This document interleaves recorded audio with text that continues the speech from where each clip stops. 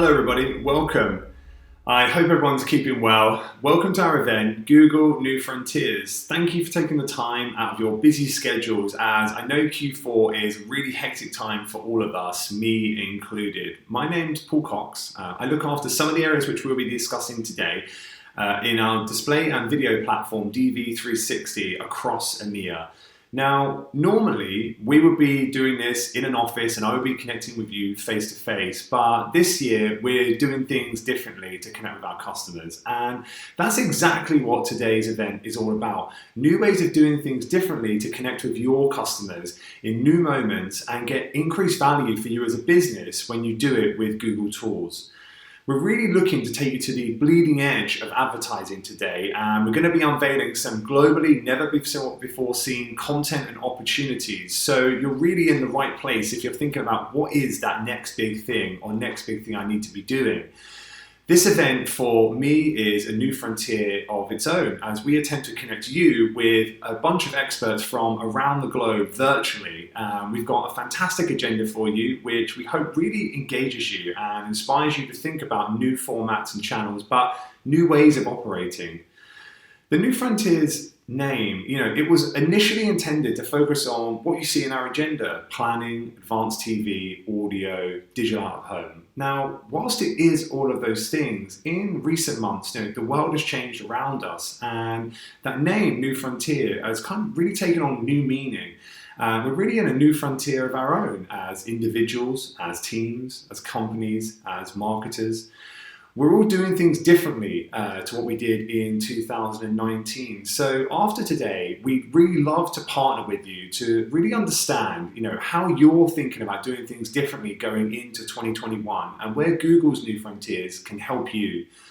If you would like to ask a question or share an opinion, anything that you want to share or ask across any of our presenters, underneath the stream, you will see a link to a form which you can then ask your question or share an opinion, and we'll get back to you straight after the event. But to start the journey, I'd like to give you a warm welcome and introduce Paul Coffey from our EMEA leadership team, who's really going to get us thinking about a new frontier that we don't always consider in our thinking when it's not a format or a channel. I'll hand it over to Paul to explain more.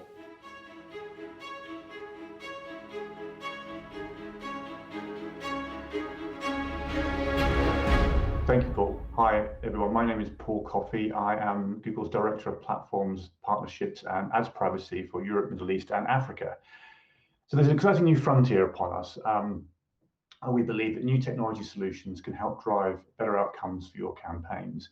And it's something we call the precision era. So when you think about it, our industry has not been a real stranger to change. We've come quite a long way since even I started off back in 2000, 20 years ago, in online advertising. Back then, we used the best of the offline world and applied it to the new media opportunities that we had. So we took, classic large audience groups and demographics. We applied those to a top list of websites linked to those demographic profiles. And then technology like DoubleClick came along, which improved our ability to drive better measurement and to consolidate buyers in one place and to optimize the campaigns we were buying against. And we call that the broadcast era as a reference and homage to the old world. Then we moved to the precision era. As technology got better, we hit this golden age of programmatic, which enabled us to hit the right person at the right time for the right budget. We were able to optimize bids in real time. However, some of these techniques became outmoded when user sentiment and regulatory frameworks meant that we had to start evolving our approach to driving online optimization and marketing. And this is why we think we're now in the predictive era, which is where we can move campaigns into a smarter mindset, made possible by advances in analytics, in cloud computing and machine learning. And in that way, we're able to build better experiences for our users and also drive higher performance outcomes for campaigns. And we'll look back at the blunt techniques of the precision era in the same way as we look at those quaint old days 20 years ago. And whilst the predictive era offers a lot of promise, there are also major structural challenges to overcome. This ranges from evolving consumer behavior across multiple surfaces, their changing expectations of what they expect in terms of consent and privacy, but also customization. Also, ever-evolving regulatory changes on what's permissible. And structural challenges around data strategy and technology solutions and the partners that you need to execute those solutions through. And we can boil these challenges down to 3 simple statements. We'll be working with less data, we're operating in a more complex environment, and have to be privacy first. At Google, we've developed over many years technology solutions which we believe can help you address these challenges. Google Marketing Technology enables marketers to tap into real insights across media and channels to predict consumer intent at scale. You can put the right actions behind that power and go from a fragmented planning approach and chasing intent around the web to building an engine that predicts what people need throughout their user journey. And much of what we deliver here is centered around the power of machine learning. As industry changes and which are putting limits on the amount of personal data and signals that can be used, Google's advances in automation and machine learning and prediction will become even more important for delivering relevant ad experiences and reliable measurement for marketers. Machine learning and automation, and that could be attribution modeling, smart display campaigns, universal app campaigns, are there to help marketers reach desired audiences and measure their effectiveness of their campaigns without having to rely on outdated models of planning and data collection. So it's a pretty exciting future. We've got solutions in place such as Google Marketing Platform and Cloud Services, which we think are a really powerful technology proposition for you. And they help you build solutions to better understand that customer journey within the constraints and the realities of today's user experiences, better predict customer and marketing outcomes in a much more intuitive way than we've ever done before, and also personalized experiences to ensure that you deliver the best quality user experience for all of your customers and opportunities. A good example of what we can do in the market was from Rituals, as a luxury bath and body business founded in Amsterdam in 2000, and they scaled their audiences by leveraging Google Analytics 360 to create audiences based on the high probability of conversion. And then they shared these audiences with DV360 to activate insights through new campaigns. And that drove an 85% increase in conversions and a 15% decrease in cost per acquisition. And they're not stopping there. They're now pulling in lots of offline data and information from their CRM systems and email and melding that all into one overall data lake within Google Cloud to build an even larger audience cohort to drive their activities even faster than ever before. So the future of digital marketing is definitely being transformed by technology. So big data, artificial intelligence, immersive technologies, machine learning. They're all ways in which we can improve the way that we drive campaign performance and look at marketing strategy. But really, it's not really about the future, it's about the now. So the challenge is, are you prepared for today? And this is really the theme for the rest of the sessions that you'll be watching throughout this day. So that's it for me. Thank you for connecting with me on this session. I'm now going to hand you over to Minai, who will take you through our developments in media planning. Thank you very much.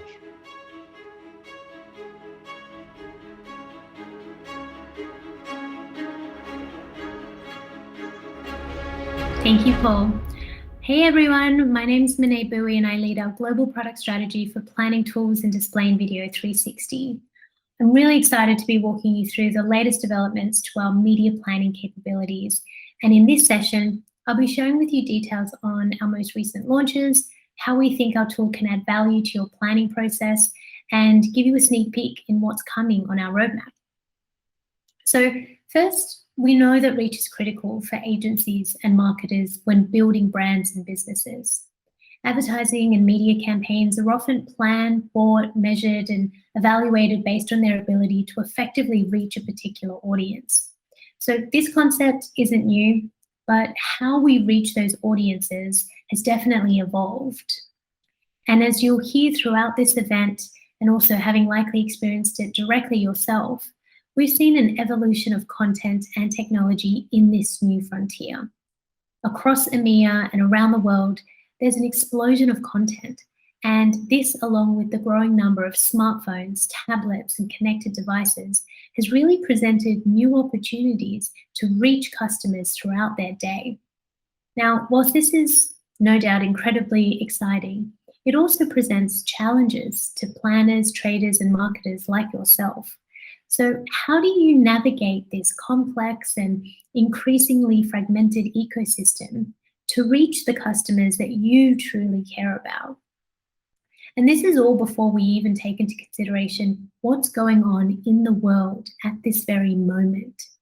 We're all experiencing something completely unprecedented, and many of you are under immense pressure to help your customers navigate this fast-evolving, unpredictable situation. And while this time is undoubtedly challenging for everyone in our industry, we hope that our tools can at least provide some level of support to you during these uncertain times.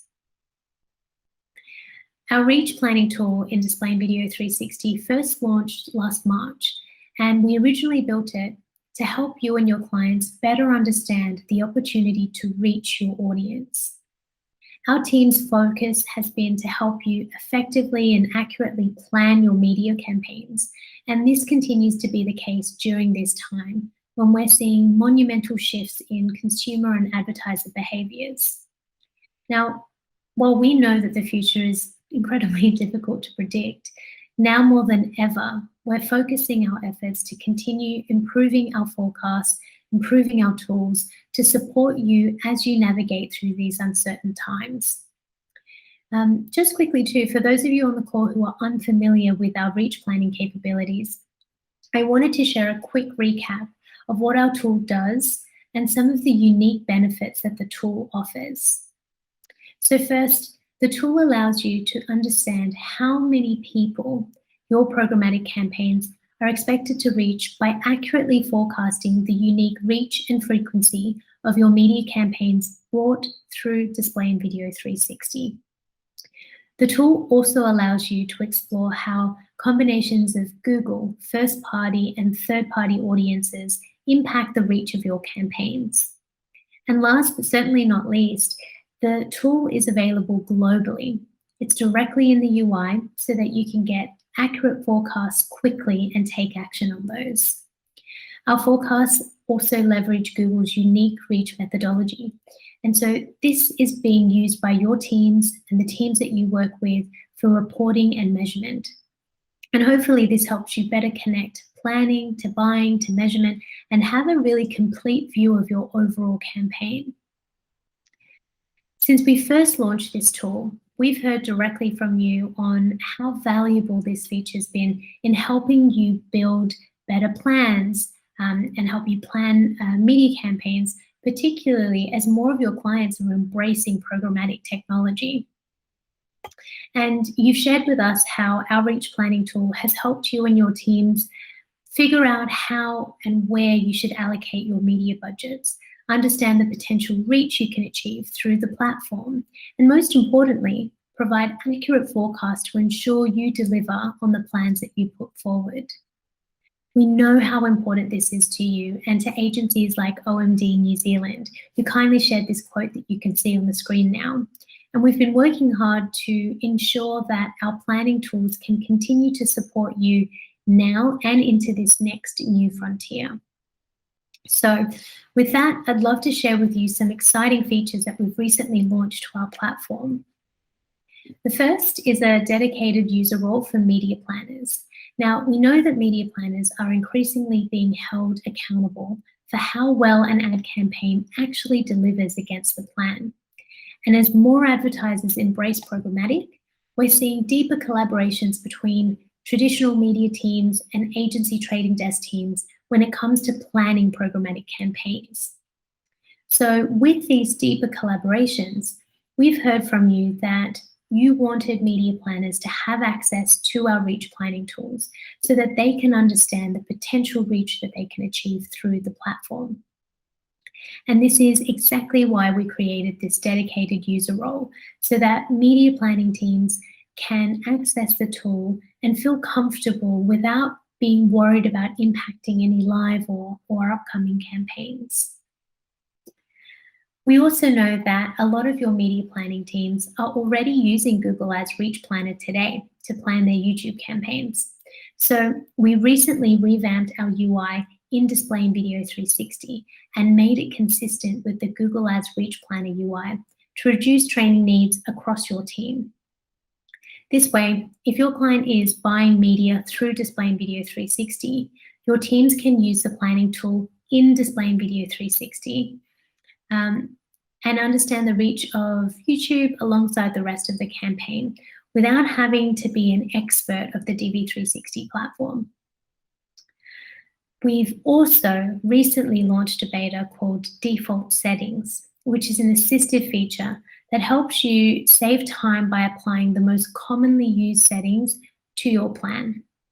Now, this feature can not only provide efficiencies in your planning process, but we believe can also help media planning teams better navigate the tool. So we know that when it comes to programmatic buying, there are many controls and levers that impact the overall reach of your campaign.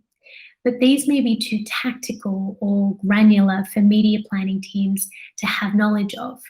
So with default settings, teams can have confidence that the forecast that they see in the plan will actually be delivered.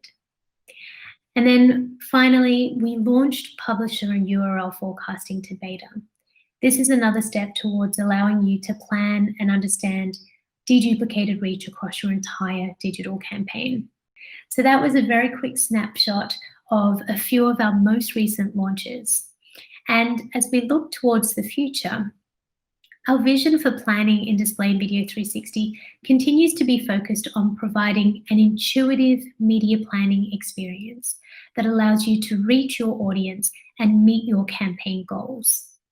We will do this by providing you with actionable insights, forecasts, and recommendations across all of the media you buy on our platform. And as we look to 2021 and beyond, we're continuing investments into this product area. So, as promised, here is a sneak peek of just a few things that we'll be focused on next year. First is closing the gap on coverage. We want to allow you to plan across all the media you buy on our platform, and that includes deals that you've struck with publishers. So coming very soon to beta will be the ability to forecast existing deals and deal IDs you have in the platform. This will allow you to understand the deduplicated reach across your overall campaign, across YouTube, Open Exchange, and all programmatic deals. So this includes programmatic guaranteed deals, as well as non-guaranteed deals such as PMPs. This launch will also help you better plan for emerging formats such as CTV and audio, which we know are mostly transacted via deals today. Another major investment area for us will be focused on leveraging TV data to enhance our reach planning capabilities. With TV data in reach planning, you'll be able to discover what that optimal mix of TV and digital budget is in order to maximize the reach of your media plan.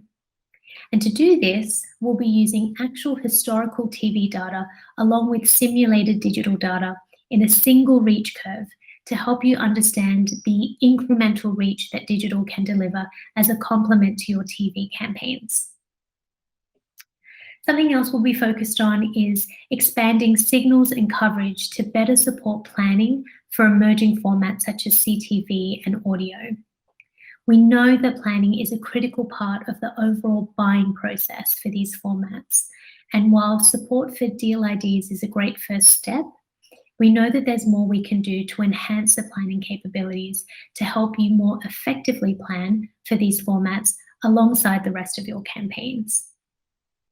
And then finally, as the ecosystem continues to evolve, we remain focused on improving our forecast methodology, our signals, our coverage to help you better plan and navigate these changes. And of course, we welcome your feedback and partnership on areas where we can continue to innovate to better support your planning needs. I hope you found that useful and that you're just as excited as I am on the future of our planning tool. Thank you so much for joining us virtually today. As you can tell, I am really excited about this tool and by the positive feedback that we've heard from customers, but there's more that we can do. So if you're already using the Reach Planning tool, please continue to share feedback with our teams. And if you've not yet tried the tool, I encourage you to do so. and welcome any and all feedback that you may have to help us continue to improve. For any questions, please submit them via the form below. And thank you. Take care, enjoy the rest of the event, and until next time, I'll pass it back to Paul. Thank you so much.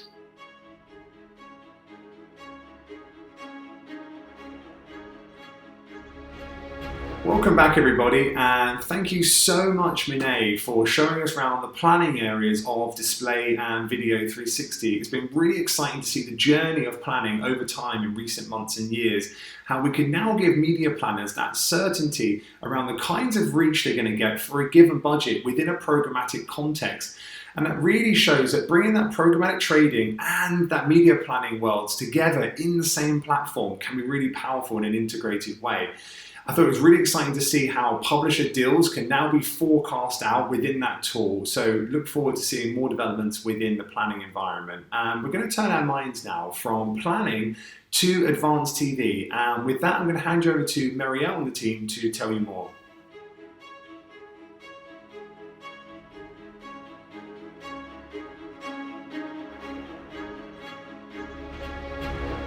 Hi everyone, my name is Marielle Mindlin and I lead our global strategy for connected TV in Display and Video 360.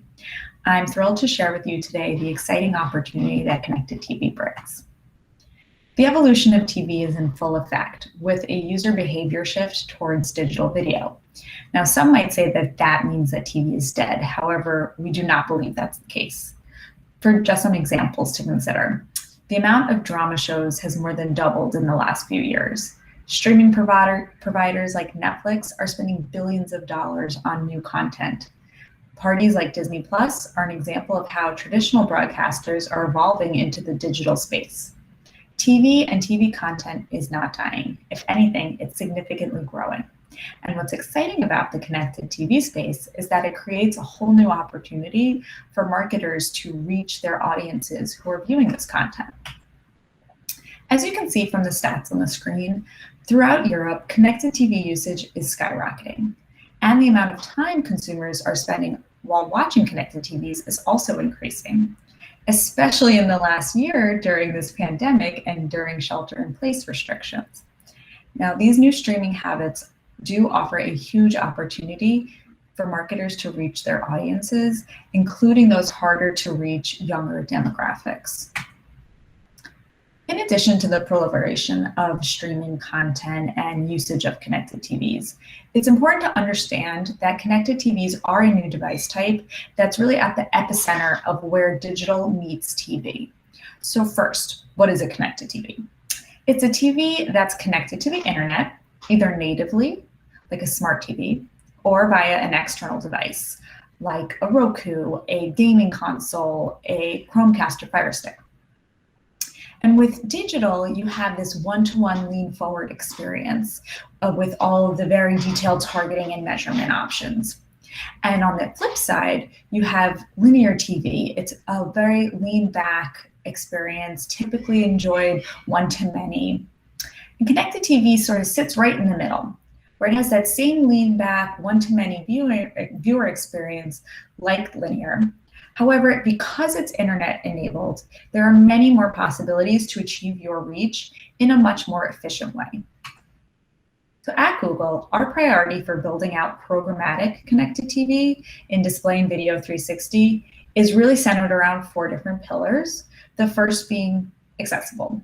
We want to enable marketers to access the content and audiences that they're looking for. The second being efficient. We want them to achieve their reach in a way that drives operational and media efficiencies. And measurable. Being able to measure the outcomes, improve your return on investment. All of this is grounded in a privacy-first approach. Display and Video 360 is the only DSP that has access to the biggest connected TV platform out there, which is YouTube. YouTube is the #1 in reach among all ad-supported OTT and connected TV services, and the #1 in viewing hours. My colleague, Vincent, will go over a lot more YouTube-specific details in the next session. However, I wanted to highlight here that the reach marketers can achieve by incorporating YouTube into their connected TV buys in Display and Video 360 is immense. So while YouTube has the best reach on CTV already, you can even further extend your reach by adding additional premium third-party broadcasters into your mix. Now, as connected TV usage continues to grow, more and more streaming providers, as well as traditional broadcasters, are entering the connected TV market. And access to third-party connected TV publishers in EMEA is continuously growing.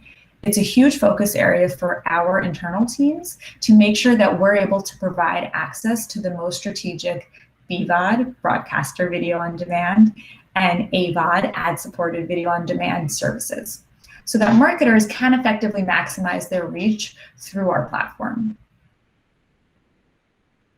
And as more and more content providers enter the space and their inventory is made accessible via programmatic pipes, it can be a challenge to keep up with all of the options that are available. That's why in Display and Video 360, we launched our new TV marketplace to help marketers easily find those publishers and packages that best match their campaign objectives. And to streamline the workflow, marketers can kick off negotiations for one-to-one deals with these publishers directly from the marketplace. Now, in addition to Marketplace, we have a full offering to help marketers effectively buy connected TV. We recently launched a brand new dedicated TV buying workflow. This streamlined experience only features options that are most relevant and important for connected TV ads. And it also enables you to target over-the-top content at scale. Now, frequency management is one of the traditional digital benefits that extends to connected TV, which helps marketers drive efficiency with who they're reaching and how often. Brand safety is extremely important for all brands. And with our platform, marketers can be at ease knowing that their brands are safe. And due to our extensive categorization features and filters, marketers can include or exclude specific digital content labels and sensitive categories. And of course, measurement. With unique reach reporting, marketers can understand how many people their campaigns reached and how many times. And then they can also measure brand lift on their YouTube campaigns and improve campaign effectiveness mid-flight based on the learnings. I want to call out that the overall ads ecosystem is evolving. Examples such as browser updates, changes to cookies, and of course, regulatory changes. This all shows how important it is to future-proof your marketing strategy. And connected TVs, even though they're a new medium, that doesn't mean that they're exempt from a changing and evolving environment. And at Display and Video 360, we're extremely focused on the importance of privacy and protecting our user data as the industry evolves. So our product is meant for the widest reach. We need to take a very thorough approach to make sure we're developing a sustainable, privacy-safe connected TV environment. And to make sure we're doing that, we support the IAB's identifier guidelines to make sure we're maintaining this high quality and privacy-safe advertising experience. We take this very seriously, and we think that this is an important place to start our connected TV offering, and it will help us create a sustainable offering for the future. Viewer behavior when it comes to connected TVs is much more similar to linear TV. And according to the IAB's Europe Connected TV Guide, connected TV viewings occur in a very similar time pattern as linear TV, with peak times of usage coming at those prime time hours. Another similarity is co-viewing. People gather around the TV and watch content together, and there's no difference when it comes to connected TV. A survey by SPOTX of the top 5 markets in EMEA showed that only 24% of people are watching connected TV alone. So as we look to the future and we move forward in this connected TV world, we're building out capabilities to make sure that marketers are better equipped to understand the full audience that they're reaching on a connected TV, and that they're able to measure that reach accurately. So in summary, you can partner with Display and Video 360 today and in the future to access YouTube and other premium broadcaster inventory, consolidate your buying to gain those important media and operational efficiencies, and measure the impact of your campaigns on connected TVs. And then, of course, all while ensuring a privacy and brand safe environment. And with that, I will pass it over to my colleague Vincent, who will dive deeper into our extensive YouTube on TV screens offering. Thank you.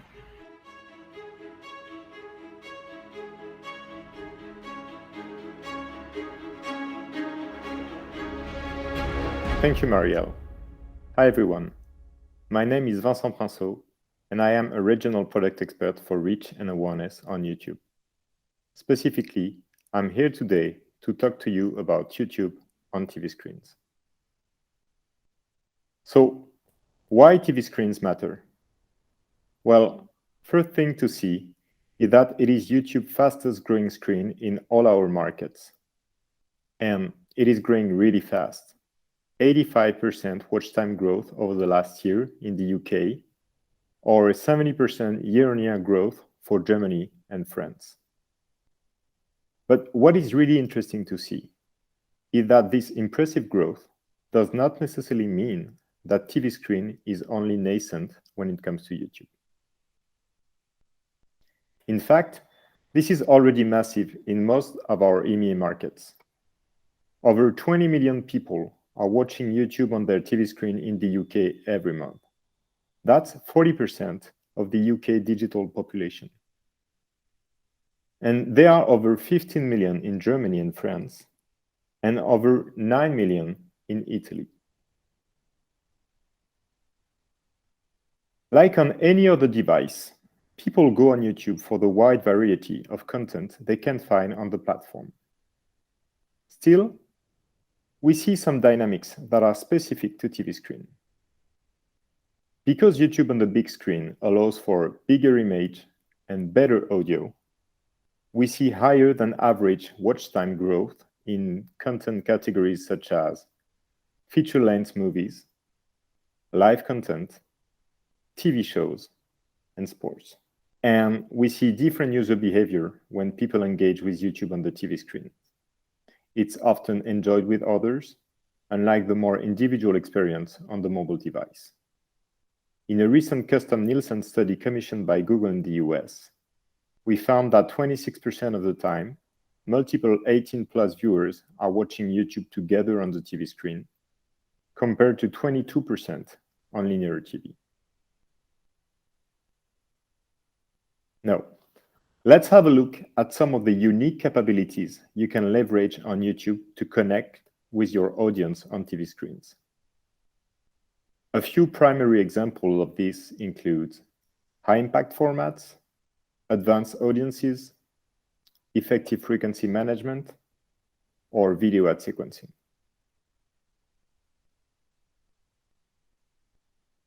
The masthead is YouTube's most prominent ad placement that drives massive reach for advertisers by putting their brands in light of YouTube's millions of engaged viewers. It appears historically at the top of the YouTube home feed on mobile and homepage on desktop devices. It is now available on TV screen with an incredible and impactful user experience. And you can also now use extended targeting options as well as frequency capping and flighting on the masthead unit. You can also leverage YouTube on TV screens to run your regular in-stream formats. Think bumper ads, TrueView for reach, and non-skippable ads for reach and awareness purposes, and TrueView CPV for consideration goals. As on other devices, you can access the whole range of YouTube targeting capabilities on CTV and customize your buys to the audiences that are more important to you based on demo, interest and habits, and intent or action. One audience that can be particularly interesting to leverage on the big screen is live TV viewers, so that you can maximize coverage on people that are harder to reach on linear TV. Video ad sequencing is an approach that empowers brands to tell the story in a chapter-like series of video ads delivered to a consistent audience as they move through content across devices.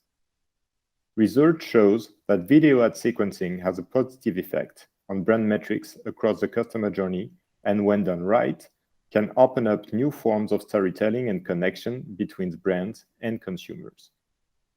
This is an approach that works well for TV screen, as well as in combination with other devices. The last capability I wanted to talk to you about is measurement. On top of unique reach and frequency reporting that is available through Google Ads and DV360, I'm glad to announce that we are now able to measure the brand impact of your CTV campaigns using brand lift surveys. And this works on YouTube through all buying doors. Now, how to take action? How to make the most of the connected TV opportunity on YouTube? First step is to add a dedicated TV screens campaign to your cross-device campaign. Cross-device is obviously still key to deliver massive reach and frequency on YouTube to match your media goals. And by adding a dedicated CTV campaign on top, you're making sure that you are following eyeballs and maximizing your presence on the big screen. And also, try the YouTube Masthead on TV screens to capture attention of all YouTube viewers on for a new, impactful ad experience in the living room on the homepage of YouTube. Thank you so much.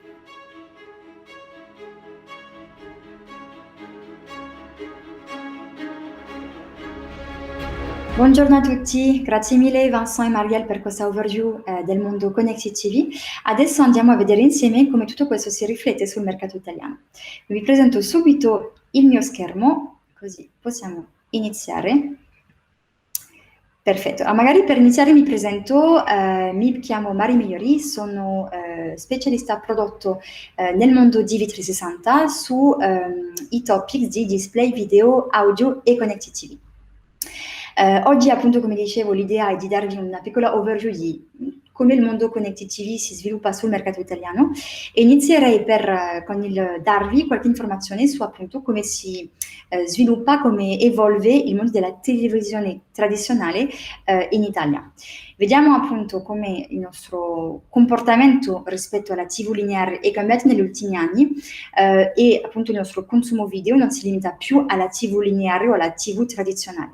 Infatti, come vedete qua, la TV tradizionale tende a diventare sempre più matura a livello di età delle persone che la guardano in Italia. Infatti quasi il 60% ha un'età oltre i 55 anni, il 21% ha più di 75 anni.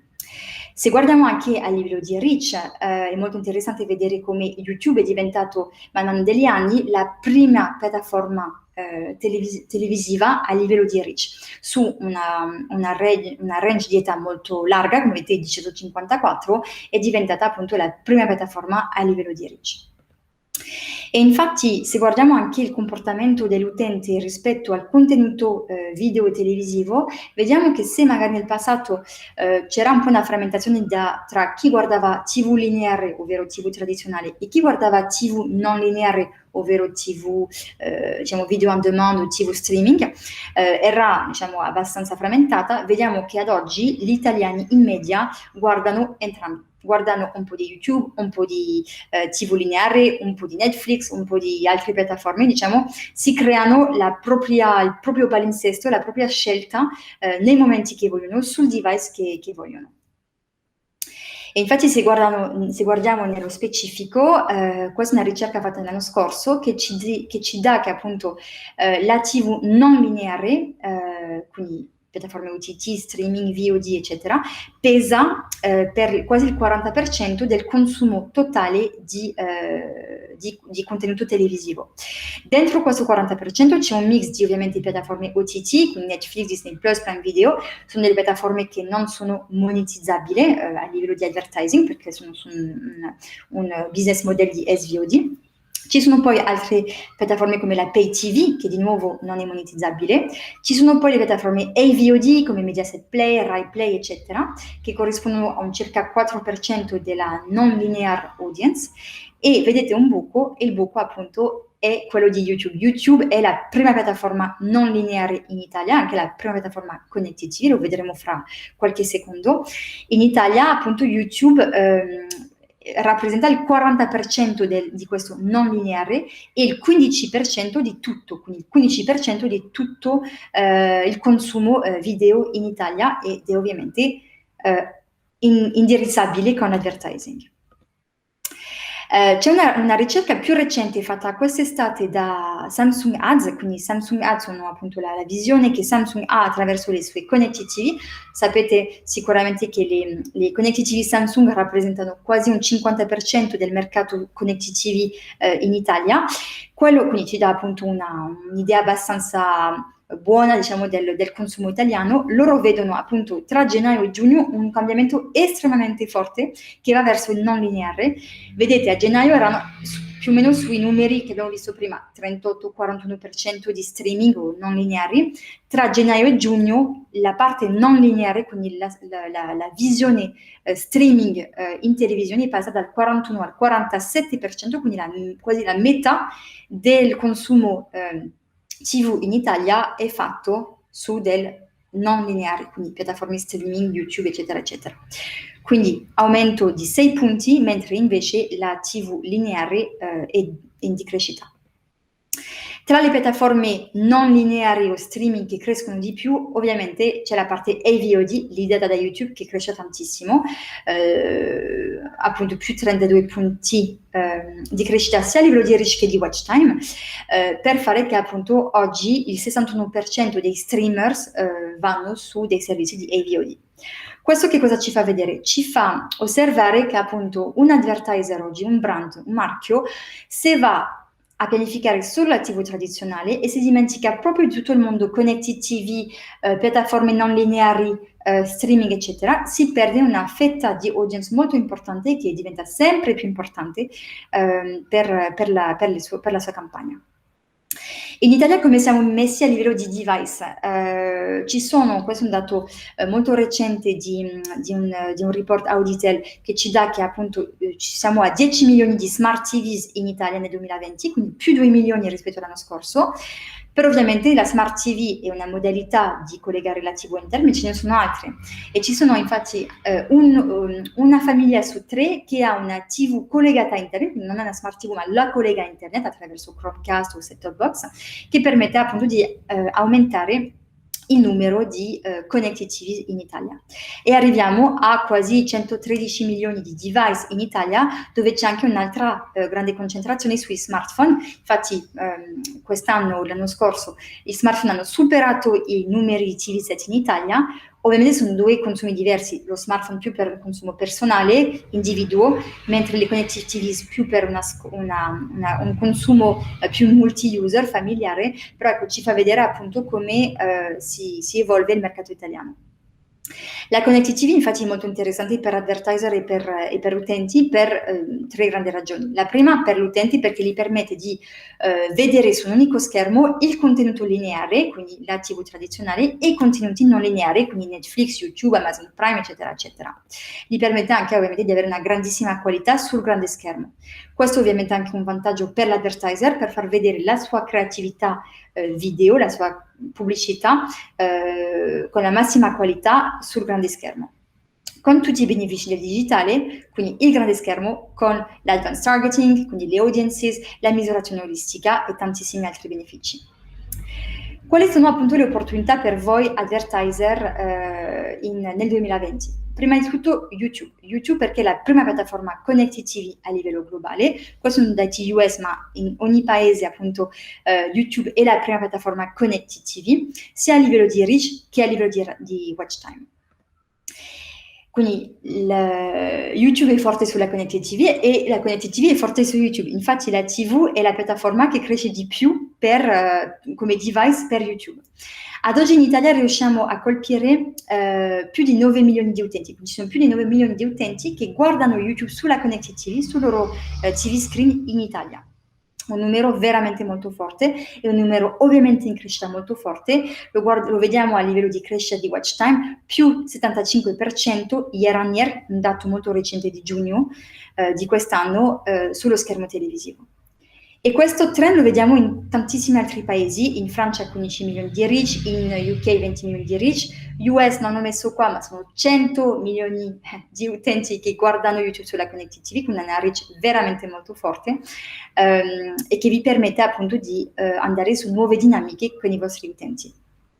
Ovviamente tutti i formati sono disponibili, tutti i formati awareness e consideration, quindi molto vicino all'acquisto televisivo, sono disponibili, che includono il Masthead, il bumper, i true view, i non-skip, con delle performance molto molto forti, lo vedete sotto. Allora, i due primi numeri sono i numeri del Masthead sulla Connected TV, vediamo in media un CTR, quindi il Masthead, CTR con il telecomando sul Masthead del più del 2%, e una volta che il Masthead si trasforma in un video full screen, più di 40% degli utenti che lo guardano fino alla fine. Lo vediamo anche sui nostri formati in stream, come il TrueView for Reach e il TrueView HPV, con un view-through rate molto più forte sulla Connected TV rispetto allo cross-screen. Il Masthead ve ne parlavo, l'abbiamo lanciato l'anno scorso, un po' più di un anno fa, sullo schermo televisivo, è presente quindi sull'app di YouTube. Quando aprite l'app di YouTube lo vedete sulla home page, poi con il click dell'utente con il telecomando diventa in full screen. L'abbiamo proposto a tantissimi clienti l'anno scorso con dei successi veramente molto molto importanti in ogni vertical, che sia retail, che sia auto, che sia finanza per esempio. È stato un formato molto molto apprezzato sia dagli utenti che dagli advertiser, con dei risultati molto impressionanti, scusate. Più di 2,5 milioni di utenti unici raggiunti in solo 7 giorni. Vi ho detto un CTR e un engagement molto forte pure, e un'audience molto familiare. Vedete il 75% che ha un'età superiore ai 35 anni. Molto spesso una viewership multi-user e familiare. Con la possibilità ovviamente di aggiungere del targeting, Google Audiences, demografiche, interesse, eccetera, e la possibilità di consolidare questo asset dentro la vostra pianificazione DV360 per avere di nuovo una gestione olistica, display video, audio, connected TV, che include appunto il Masthead di YouTube. La possibilità anche, l'abbiamo lanciato anche quest'anno, di poter lanciare e deliberare delle brand lift surveys anche sullo schermo televisivo. E ovviamente è interessante, sempre interessante, di massimizzare la reach con i nostri DV360 partners, quindi YouTube più altre piattaforme, quindi dei broadcaster, delle piattaforme OTT che lavorano sul mondo Connected TV, che sono molto forti sul mondo Connected TV, per di nuovo massimizzare la reach. Da una ricerca fatta in US abbiamo potuto dimostrare che aggiungendo inventory Connected TV DV360 oltre YouTube si poteva incrementare la reach di oltre 20%. Lavoriamo con tutte le grandi piattaforme di OTT e Connected TV a livello globale. Qua vedete degli esempi sul mondo US, con Hulu, con Sling, quindi magari se avete delle campagne internazionali può essere molto interessante per voi. Lavoriamo anche con Samsung TV, lavoriamo con Rakuten, lavoriamo con il mondo della catch-up TV in Francia, con Zattoo in Germania per esempio, quindi tutto questo vi permette appunto di massimizzare la reach. Da ricordarsi quindi il Masthead sulle Connected TV, formato molto di impatto per essere ricordato dall'utente, per poter deliberare un messaggio forte per tutte le campagne di awareness, lancio prodotto, campagne di branding o rebranding. Potete fare complemento con YouTube i formati in stream, per esempio il non-skip, che magari è un formato che utilizzate anche sulla traditional TV.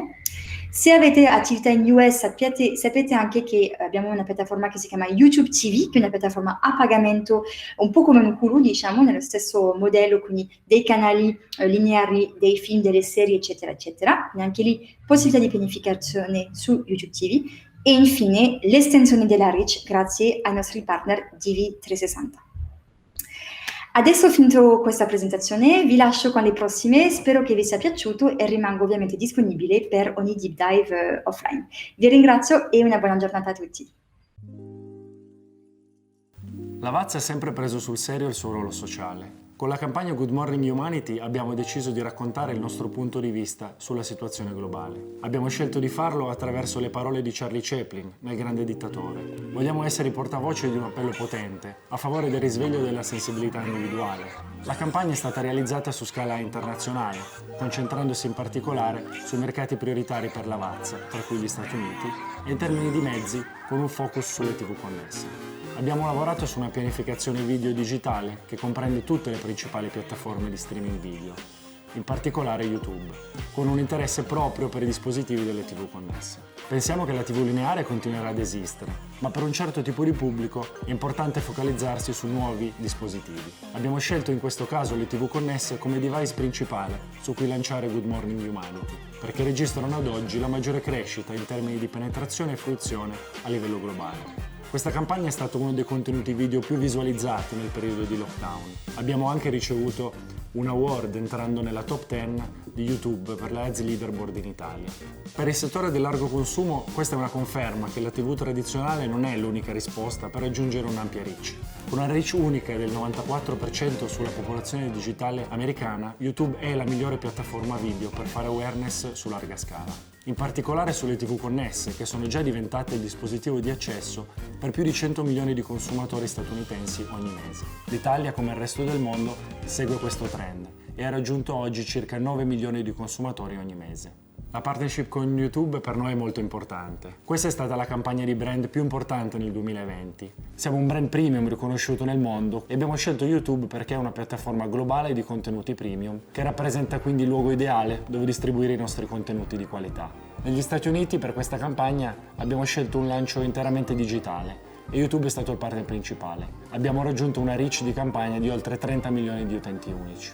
La sfida di business di Lavazza con questo progetto era quella di comunicare la vicinanza del marchio alle persone. Sostenere una ripartenza tutti insieme attraverso un vero e proprio inno all'umanità e un richiamo universale all'azione ci sembrava il modo migliore per affrontarlo. Questa campagna segna quindi una nuova pagina nel modo di comunicare di questa marca. La campagna ha riscosso un enorme successo. Anche il focus specifico in termini di erogazione sugli schermi televisivi ha raggiunto il suo obiettivo, superando il 42% del totale campagna media erogate sulle TV connesse. Erogare attraverso le TV connesse è stato un fattore chiave per trasmettere al pubblico l'aspetto emozionale della creatività.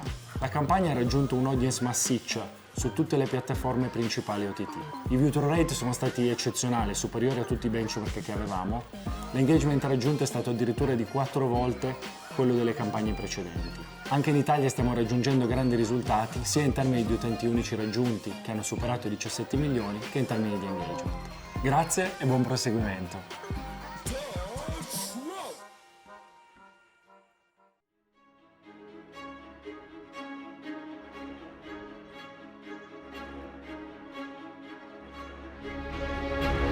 Welcome back, everybody, and thanks so much to the team there for presenting Advanced TV. I thought it was really interesting to see the developments both in DV360 as well as our very own YouTube in this area.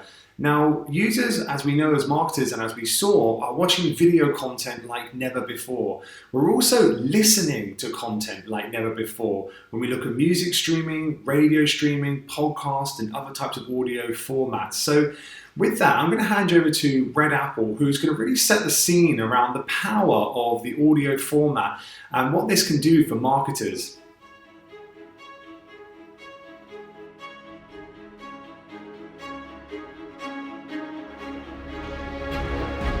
The following session is best enjoyed with headphones, so please put in your headphones, sit back and enjoy. Here at Red Apple Creative, we're known as the audio agency. We create audio ads, podcasts, and we plan and buy audio every day. So what better way to show you the audio space than to deliver our session today using only sound?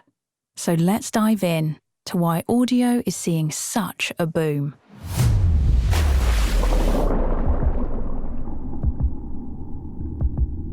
Audio is going from strength to strength, with recent years being coined as the golden age of audio. With the rise of smart speakers and apps like YouTube and Spotify on our phones, and therefore in our pockets with us wherever we go, the connected world means that audio has become an anytime, anywhere experience.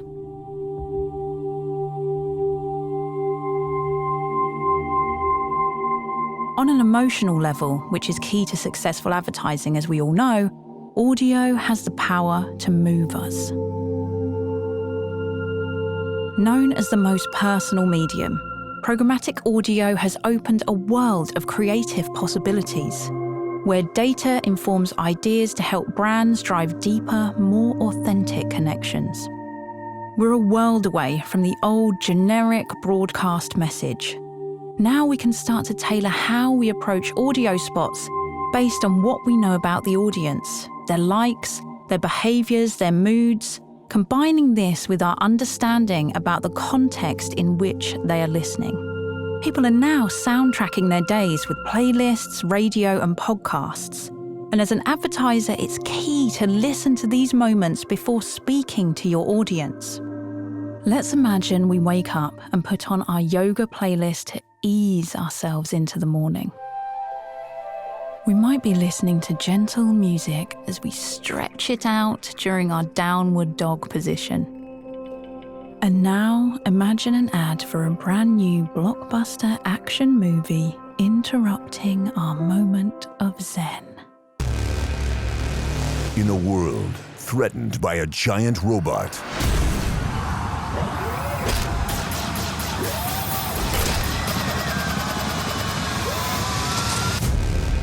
only one thing can save the future of humanity.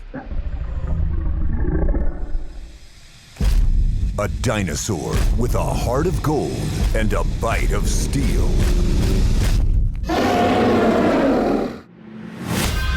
Witness the fight of the century.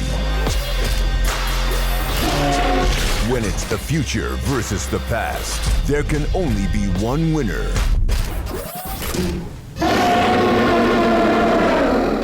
Robots vs. Dinosaurs 3 in cinemas now. Well, it would certainly wake us up, but it's not the ideal fit in a moment of calm. However, it would be perfect if you were targeting film podcasts or a behavioural segment of thrill seekers. Something that might fit more seamlessly is a beautiful piece of immersive or 3D audio using nature sounds. Here's an advert we created using existing show assets, which we turned into 7 different 3D audio spots for the BBC's 7 Worlds, 1 Planet campaign.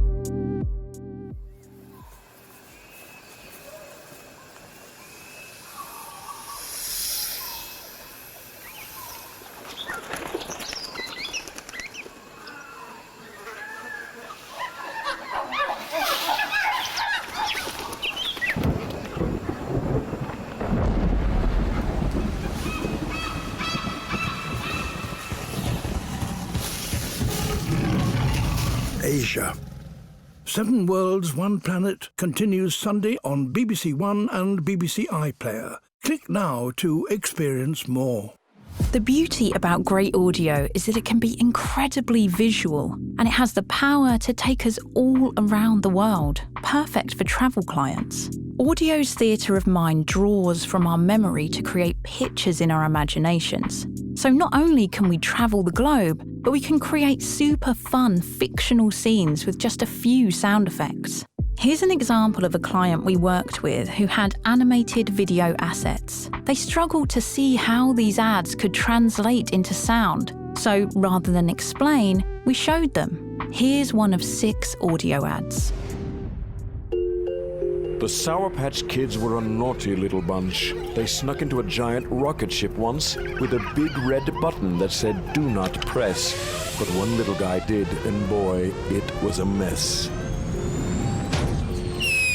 He shot through the stars like an acrobat, and his buddies did nothing, just stood there chewing gum. Now imagine that. Sour Patch Kids gum, available in stores. Sour Patch Kids, sour, sweet, gone. Aside from having great fun painting worlds with sound, you can use music as a powerful storytelling tool. The FDA wanted to warn young audiences about the dangers of vaping and the risks of inhaling deadly metals into their lungs. The solution? To reverse genre target.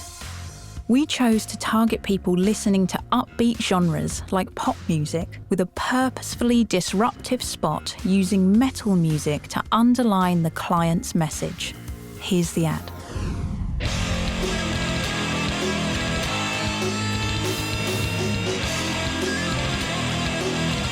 Metal doesn't belong in this playlist, and it doesn't belong in your lungs. If you vape, you can be inhaling metals like nickel, chromium, and lead that can injure your lungs. Know the real cost of vapes at what'sinavape.com. Brought to you by the FDA. Using data as part of your creative approach really helps to make your audio campaigns more personal. And we can't touch on personalization without thinking about dynamic audio. Dynamic audio is a way to deliver hundreds, thousands, possibly millions of variants of your brand's message. You can deliver the right message at the right time to the right audience based on the real-time signals being received. The main lookout for dynamic audio is to make sure that it adds value to the listener. Don't make something dynamic just for the sake of it. Ask why and what problem it solves or what unique quality it adds. Dynamic audio is perfect for always-on campaigns with frequently changing messages, or geo-targeted offers across large retail, auto, or FMCG verticals. And dare to think differently with dynamic. The music you can hear comprises of several mixes cut together of the world's first advert where the music mixed itself dynamically. We composed individual music elements and used a dynamic randomizer function of the technology so that each sound bed would randomly create and mix itself under the locked voice, making the ad itself a piece of unique composition and audio art. The ad was for a world-renowned arts and music university, with a brand message about different perspectives coming together, so the fit was perfect. Here's the ad with the voiceover for context. You know pi is 3.14. A haiku has a total of 17 syllables. 5 gigahertz is faster than 2.4. But how do you describe yellow? Can you quantify it?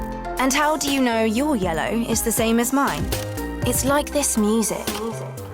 Every element has been randomized, so everyone could hear something unique.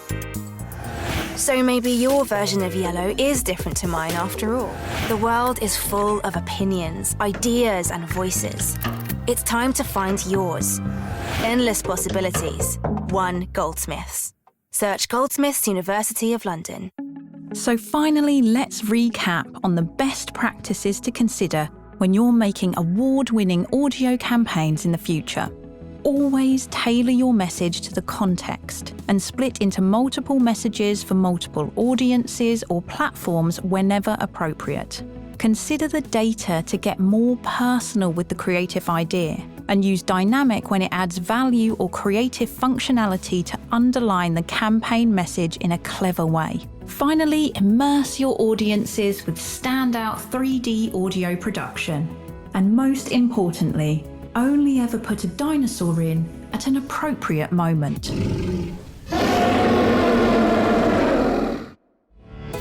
I've been Kathleen Moroney, Creative Director of the audio agency Red Apple Creative. Feel free to reach out to us anytime for advice, ideas and production on all things audio. And I hope you enjoy the rest of the event. Thanks for listening.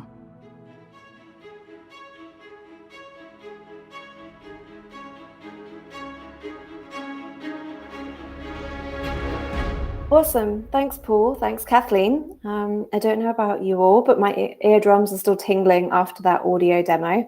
I love how audio creative can really hook in the listener and capture their imagination and, their attention.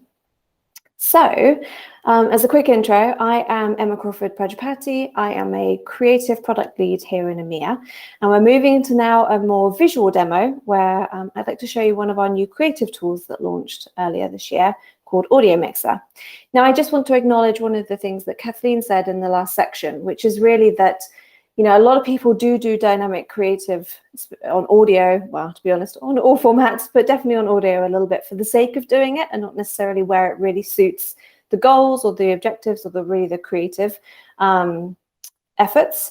And while at Google, we are working towards a new dynamic audio solution, hopefully launching early next year, we have in the short term launched Audio Mixer, which I think is important for users of DV360 to sort of take some time with, because it will help get them to understand and work with audio and the individual assets that are required.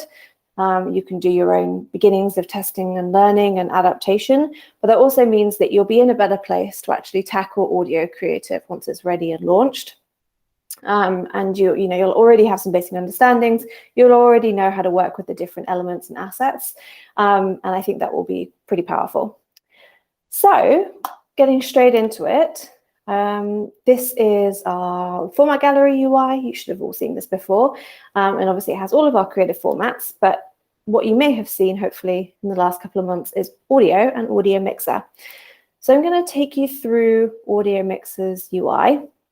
This is a tool that allows you to upload all of the individual audio assets, mix them, and then deliver a final creative campaign or a final creative of audio. So you would come in here and you can upload your voice assets, music assets, and different sound effects. You can upload actually 5 assets per creative.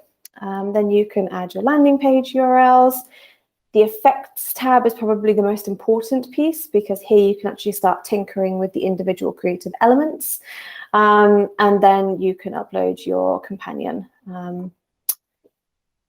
creative. So whether it's HTML5 or images, and here you would then be able to see everything you've uploaded here. This area is to preview, so you can click the little eye and then see the actual companion creative, the display creative, and then the final audio asset. And then in this section, you would just change the name or add any serving properties and things like that. It's pretty standard for the rest of Ad Canvas.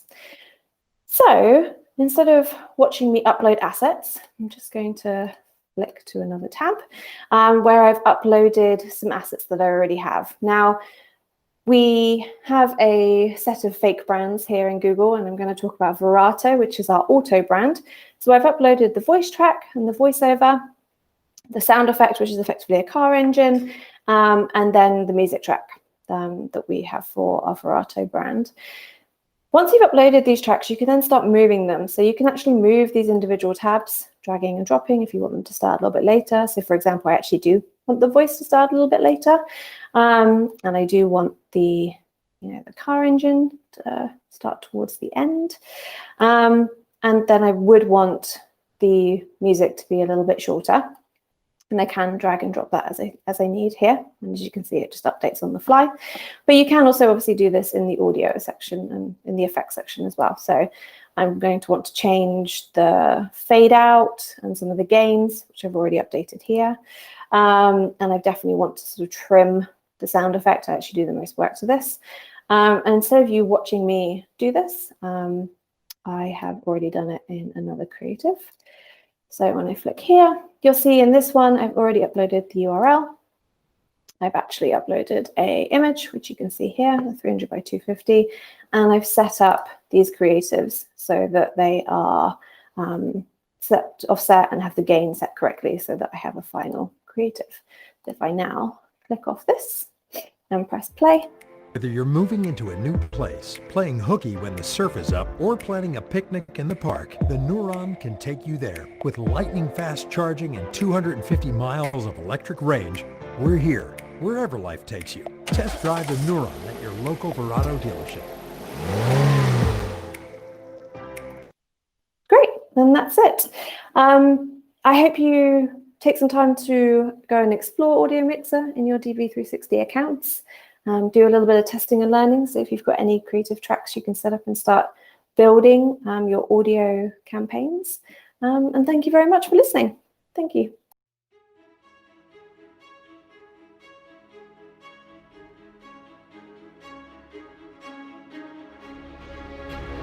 Thank you, Emma. Hi, everybody. My name is Elizabeth Elsner, and I'm a global product lead on audio. So by now, you've heard a lot about the importance of creative when it comes to audio advertising. And you've also just gotten a taste of some of the tools that the teams are working on to help you get started easily. So now, here you are, you have your audio creative, your best-in-class audio, super impactful, but what are you going to do with it? So I'm going to take the next few minutes to talk you through how you can actually drive reach and impact performance with your audio ad. To get started, we're going to do a quick recap. What do we mean when we say digital audio? Where is this running? So on this slide, on the left-hand side is just traditional radio. This is the bucket that we think of when you listen to radio in your car, etc. On the right-hand side are the three slightly different buckets that all make up digital audio. There is online radio. This is radio that's streamed over the internet. There is music streaming, things like Spotify, Pandora, and there's podcasts, all of which you have access to if you're running programmatic audio through Display and Video 360. So why is reach into digital audio important beyond that traditional radio segment? It's been around for a really long time. A lot of people use that in their everyday life. This probably comes as no surprise, but digital audio is becoming increasingly exciting. And it's an exciting space to work in, specifically with ads. And frankly, we believe it to be an underutilized channel for marketers. In fact, as you can see in the slide, eMarketer predicted that this year, 2020, would be the first time when adults would spend more time listening to digital audio content than they do terrestrial radio, traditional radio. Again, probably not a huge surprise, just based on how you're likely consuming content today.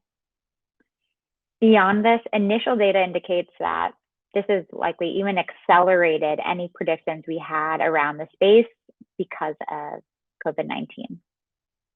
And in fact, the mobile market is probably accelerated in general 2 to 3 years because of this as well. Why is this happening? There are lots of different factors that are coming together to really drive this trend. Part of it's the continued growth of popular music platforms like Spotify, YouTube Music, the emergence of podcasts as a major media phenomenon. And of course, it's this proliferation of new internet connected devices like smart TVs and, assistant technologies, smart speakers, etc.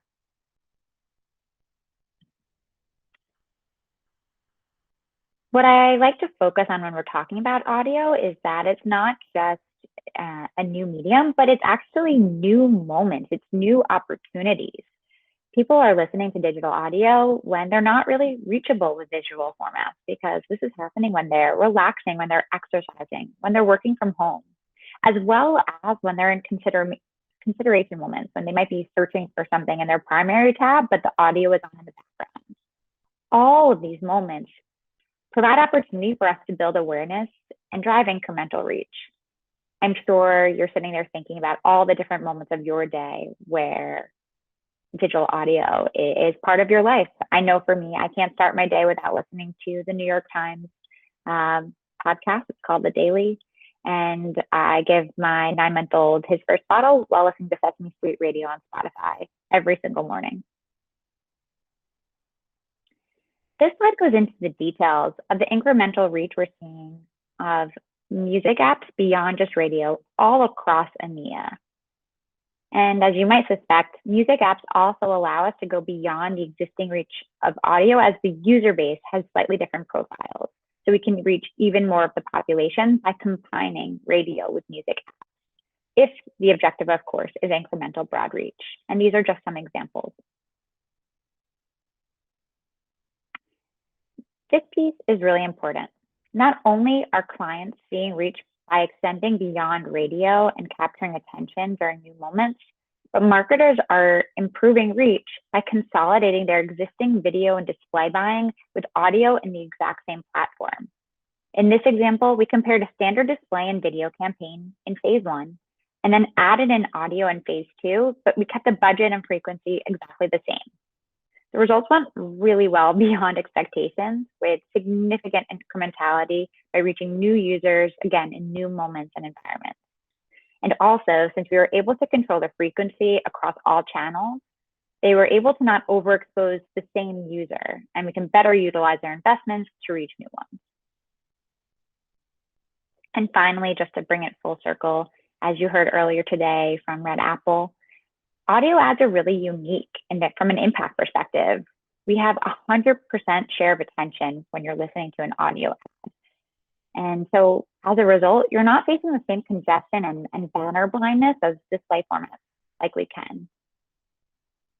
As you can see, I just pulled out a few stats. There are plenty to choose from, but something like 60% increase in brand recall compared to different industry benchmarks. And something that's really interesting is for multi-format campaigns, when you're layering on audio plus video, we're seeing huge momentum driving this just calls for purchase intent, but across all different brand metrics as well. This really speaks to the ability of sound first experience to capture user attention, and they're valuable as a complement to video and other formats as well. And that concludes my section. I will pass it over to Melodie from our YouTube team for a super exciting update, and thanks for joining.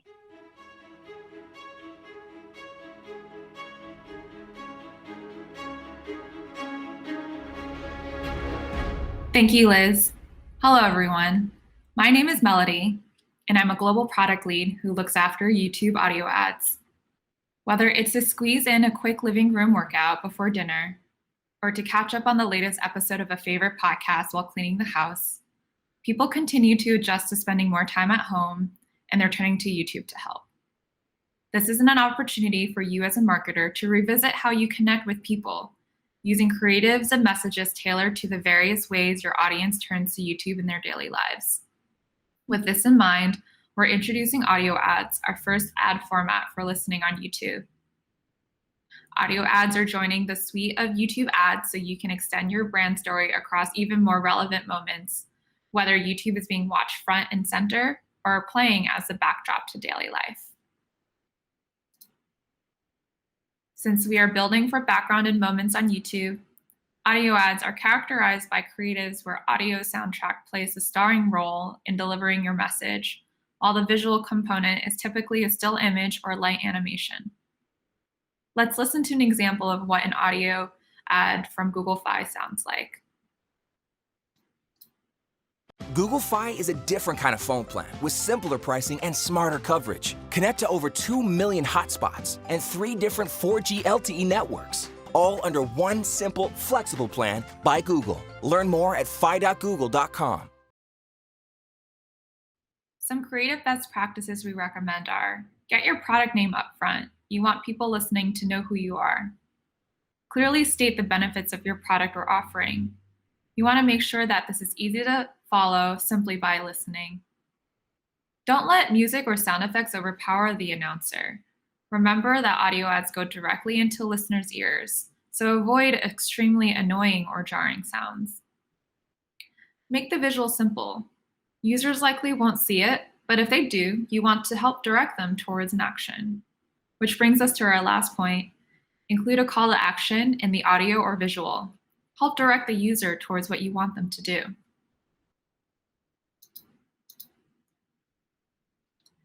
In the past year, we ran a trial version of our product, which demonstrated that over 75% of measured campaigns drove lift in brand awareness. We were thrilled to see such successful results in our alpha.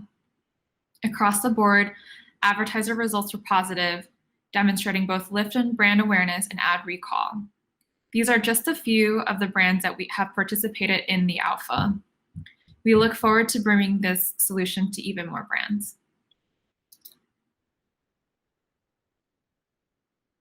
One of the biggest changes we are making, going from alpha to beta, is a huge improvement in the UI in DV360. During the trial setup, YouTube audio campaigns were extremely manual, as we were still testing this format. With the beta, buying YouTube audio ads will become a first-class citizen in DV360 with its own supported buying workflow in the UI, creating a native, seamless, and easy buying experience for advertisers. And as you can see from the image, it's currently nested within the YouTube line item. Audio ads are available in beta via auction on Google Ads and DV360 on a CPM basis with the same audience targeting options, bidding strategies, and brand lift measurement capabilities as your other YouTube video campaigns. Using both video and audio ads together, you can reach more users with the ad format that's best suited for their YouTube experience. To start using audio ads on YouTube today, speak to your Google representative. Thank you.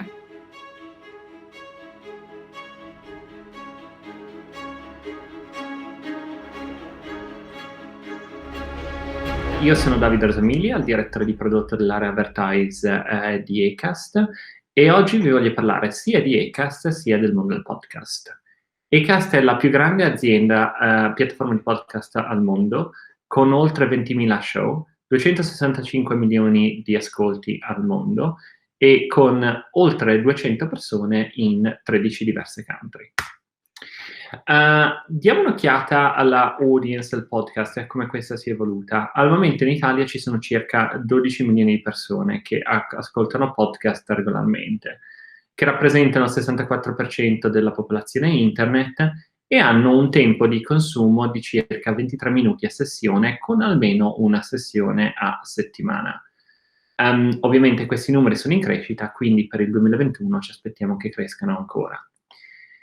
Quando parliamo specificatamente di revenue del podcast, circa $1 miliardo dovrebbe essere il revenue generato dal podcast entro il 2021, come pronosticato dallo IAB e da PwC. Perché questo grande successo del canale? Perché comunque è un panorama degli ascoltatori molto variegato e molto difficile da ottenere su altri canali. Il 39% ha più probabilità di avere un titolo di laurea, più o meno la stessa percentuale ha più probabilità di avere un lavoro stabile rispetto ad altri canali, ed è comunque un audience di innovatori, di early adopters, che è immersa nel contenuto e che è immersa anche nel messaggio pubblicitario, per cui tende ad agire dopo aver ascoltato un advert all'interno del podcast. Quando guardiamo lo split sociodemografico c'è una leggera tendenza verso gli uomini e c'è comunque un ampio spettro della popolazione che lo segue, con un picco nella popolazione più giovane, anche se comunque fra i 35 e i 55 anni ci sono dei late adopters che rappresentano un ventaglio abbastanza elevato. Quando parliamo dell'ambiente specifico del podcast, il 90% degli ascolti viene in cuffia e il 76% degli ascoltatori ha dichiarato, come dicevamo prima, di aver agito dopo aver ascoltato un advert. Quando andiamo a dare un'occhiata al panorama degli show, ovviamente c'è un panorama molto elevato, come dicevamo prima, sono oltre 20.000 show, che passa dall'intrattenimento, dall'informazione internazionale, in un sacco di lingue, quindi comunque sia aiuta a raggiungere l'audience nel contesto favorito, nel contesto favorito del vostro brand. Acast è stato un innovatore fin da subito all'interno del podcast, focalizzandosi su insight, su sviluppare tanto la parte di contextual. Offriamo un prodotto di keyword targeting che permette di andare a raggiungere la vostra audience all'interno del contesto corretto e comunque sia anche a creare un ambiente automatizzato ed efficiente all'interno in cui acquistare podcast, sia tramite campagne acquisti diretti, sia a livello di programmatic, come potete vedere dalla nostra partnership con i VIOOH 360. Spero che abbiate trovato questa presentazione interessante e spero che andrete a cercarci direttamente su VIOOH 360 per contattarci, ma se avete qualsiasi domanda potete contattarmi direttamente via mail oppure visitare acast.com per avere più informazioni sui nostri show e come iniziare la vostra attività sul podcast. Grazie mille.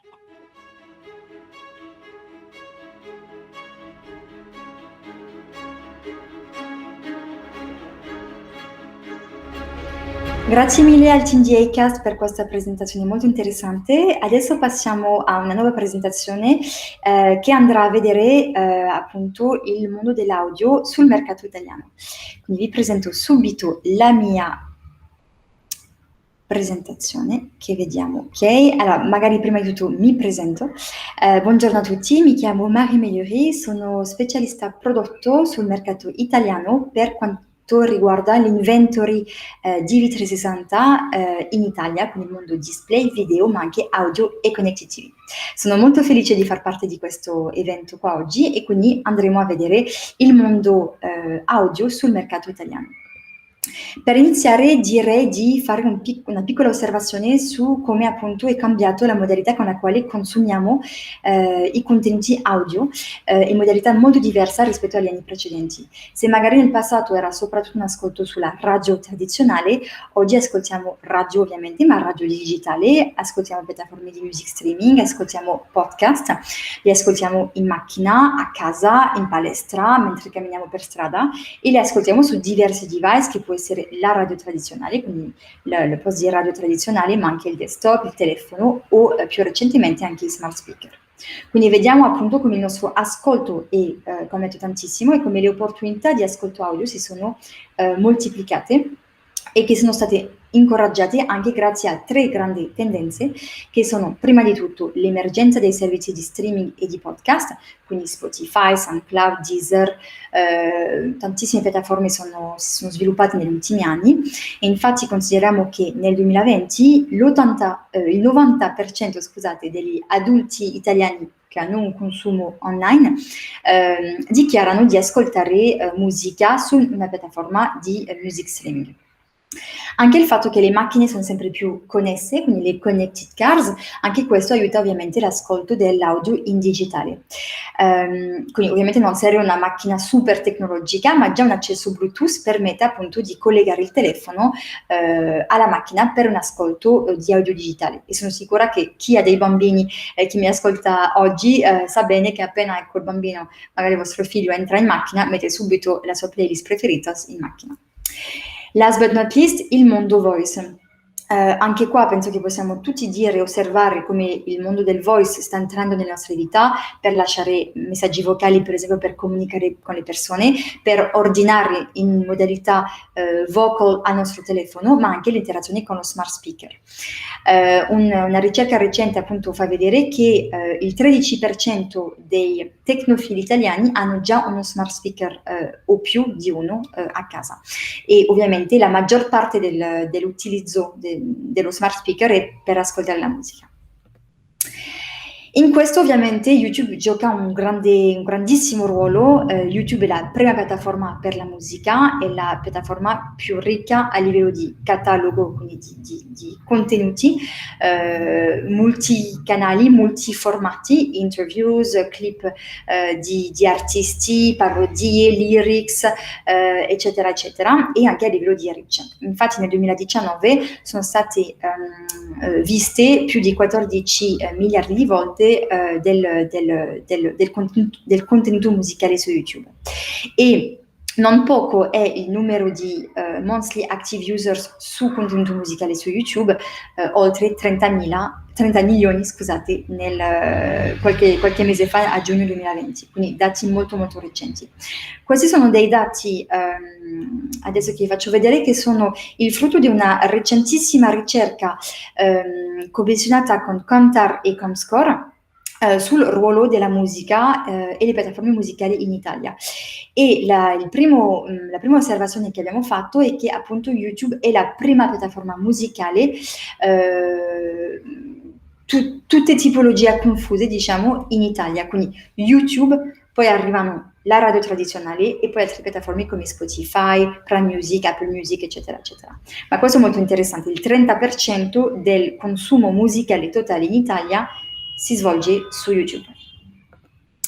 Un altro dato molto interessante che vedete sulla chart di sinistra è la tipologia di ascolto audio che fanno gli utenti in Italia. Non l'ho precisato, ma questa ricerca è stata fatta su 1000 persone sul mercato italiano di età tra i 18 e i 64, quindi appunto per avere veramente un'osservazione diciamo più obiettiva possibile, che rappresenta appunto la popolazione italiana. E vediamo che la maggior parte degli italiani ascolta per primo l'audio, la musica su contenuti, su piattaforme di streaming, quindi questo viene prima della radio AM/FM, quindi questo è molto interessante. E quindi oltre al fatto che il 90%, oltre il 90% ascolta musica in streaming, la prima piattaforma di music streaming a livello di ascolto è ovviamente YouTube.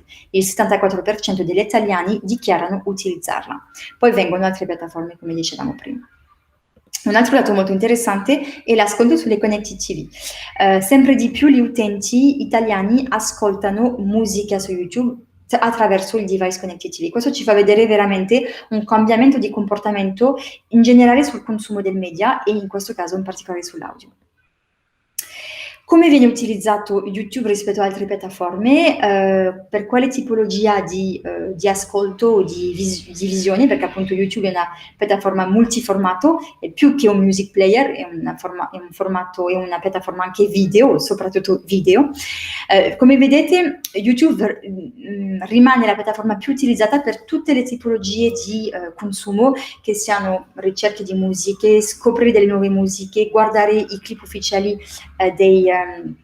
degli artisti, guardare dei concerti, guardare dei live stream, veramente tutto.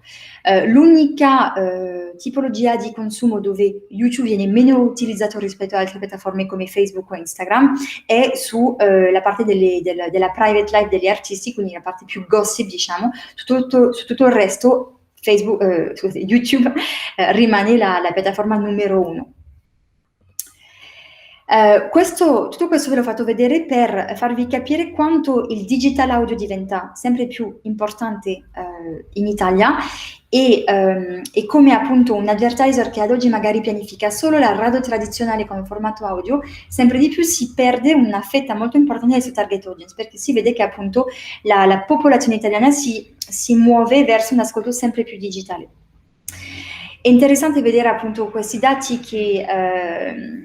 di Spotify che ci dicono che appunto Spotify, per esempio, permette di portare un 10% di unique added reach rispetto alle radio più tradizionali italiane, quelle più importanti, e anche come l'ascolto dell'audio digitale non è un ascolto a picco come può esserlo la radio tradizionale, quindi magari un picco verso le 8 o le 9 di mattina e un altro verso le 5 6 di sera, che corrisponde molto al percorso in macchina, diciamo. Invece l'ascolto dell'audio digitale è un ascolto all day in e anche lungo, vedete 124 minuti in average per gli utenti di Spotify Free.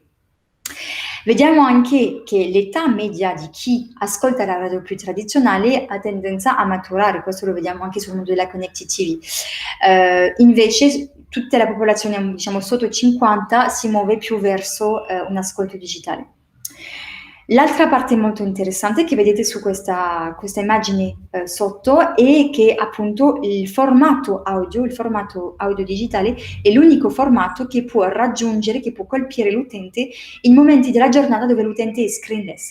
Pensate se addizioniamo tutti i momenti della giornata dove state cucinando, siete sotto la doccia, fate una passeggiata fuori, fate le pulizie, state lavorando, magari guardate le mail, state andando a fare un workout, eccetera, eccetera, sono tantissimi momenti dove siete screenless, quindi senza schermo davanti agli occhi, però dove la pubblicità audio vi può raggiungere con grande engagement. E passo appunto dal digital audio al programmatic audio. Le possibilità di pianificare l'audio attraverso la nostra piattaforma di programmatic buying che è DV360 sono veramente enormi. DV360 vi porta un po' il migliore dei due mondi. Da una parte un formato molto di impatto, che è il formato audio digitale, da un'altra parte tutta l'efficienza del digitale.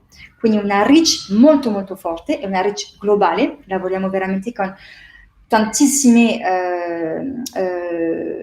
publisher radio in ogni paese, a radio digitale, lavoriamo con tutte le più grandi piattaforme di music streaming e abbiamo anche ovviamente la regia YouTube.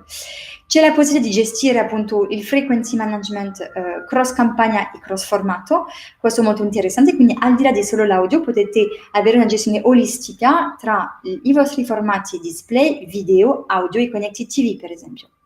aggiungendo ovviamente un targeting preciso che include ovviamente le Google Audiences e una misurazione molto efficace. Vedete a destra alcune delle metriche che abbiamo sviluppato per il mondo dell'audio. Last but not least, l'audio è a oggi l'unico formato che non può essere ad bloccato, quindi da ad blocker utilizzato dagli utenti, e ovviamente un formato 100% audible. Magari adesso vi chiedete che tipo di inventory si può comprare con DV360 a livello di audio ads. Prima di tutto ci sono ovviamente le YouTube Audio Ads che avevo lanciato qualche mese fa ormai, che è ancora in beta. Le YouTube Audio Ads è molto interessante per appunto tutti questi utenti di cui vi parlavo prima, questi utenti screenless, questi utenti che ascoltano YouTube, mettono delle playlist, iniziano ad ascoltare, però non guardano YouTube, magari guardano le mail oppure fanno qualcos'altro in casa. Grazie ai nostri algoritmi e alla nostra, diciamo, intelligenza artificiale, riusciamo a appunto identificare questi utenti che sono screenless perché appunto non sono attivi sullo schermo oppure perché non hanno messo YouTube in foreground ma in background. E a questi utenti qua diamo la possibilità agli advertiser di poter pianificare, di poter servire una creatività audio che sarà molto più rilevante per questa tipologia di utenti qua. Si tratta quindi di un'implementazione molto semplice, un TrueView ma che sarà audio con un companion banner. Si tratta appunto, come dicevo, di 30 milioni di monthly active users in Italia, una media, diciamo, uomini-donne abbastanza bilanciato e un pubblico molto millennial driven. A questo si può aggiungere ovviamente tutta l'extra reach, tutto il potere di extra reach dei nostri publisher partner, che includono tutte le grandi piattaforme di music streaming come Spotify, come Pandora in US, come SoundCloud, Deezer e tanti altri. E anche tutto il potere delle radio digitali e delle piattaforme di podcast, quindi per esempio le radio di Mediamond o anche delle piattaforme come Spreaker o Ansa Voice, che appunto vi permettono di, al di là di YouTube, avere questa extra reach e andare a colpire veramente tutto il vostro bacino di target audience. Un'altra cosa che è molto interessante è appunto il fatto, come vi dicevo prima, avere questa holistic view della vostra pianificazione digitale. DV360, come lo sapete, ha un accesso esclusivo a YouTube e poi se pianificate sempre dentro DV360 altri editori, che può essere New York Times o in Italia, non so, il Sole 24 Ore per esempio, su un formato display, Hulu sulla Connected TV in US, Spotify sull'audio, la nostra piattaforma DV360 appunto è capace di identificare l'utente su tutto il suo percorso digitale e quindi di gestire un frequency cap unico. Questo vi permette sia di aumentare la vostra reach perché riuscite a distribuire in modo più intelligente le impressions agli utenti, quindi extra reach, migliore gestione dell'exposure all'utente, alla vostra pubblicità e abbassamento del costo per unique user. Adesso ho finito questa presentazione sul mondo audio in Italia, spero che vi sia piaciuto, vi lascio con la prossima sessione e vi dico a presto. Grazie ancora.